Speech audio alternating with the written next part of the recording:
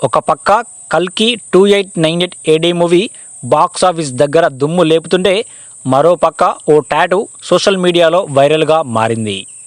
అవును నిజమే, బాలీవుడ్ బ్యూటీ దిశా పటాని తన చేతిపై వేసుకున్న టాటూ ఇప్పుడు నేషనల్ వైడ్ హాట్ టాపిక్గా మారింది.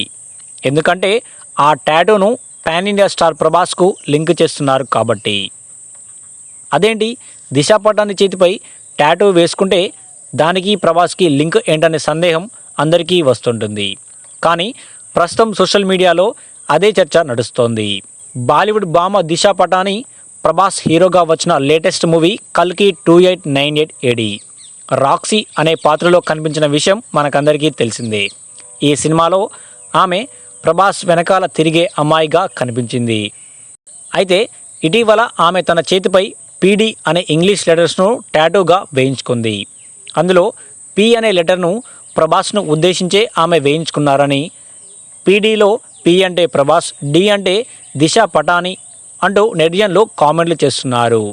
ఇక మరికొందరేమో పీడీ అనే టాటూకి ప్రభాస్కి ఎలాంటి సంబంధం లేదని, దిశా పటాని అనే ఆమె పేరునే రివర్స్గా అలా టాటూ వేయించుకున్నారని చెప్తున్నారు.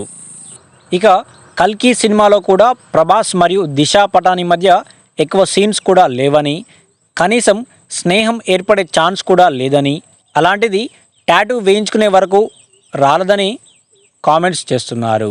ఏది ఏమైనా దిశా పటాని వేసుకున్న టాటూ మాత్రం ప్రస్తుతం సోషల్ మీడియాలో హాట్ టాపిక్గా మారుతోంది.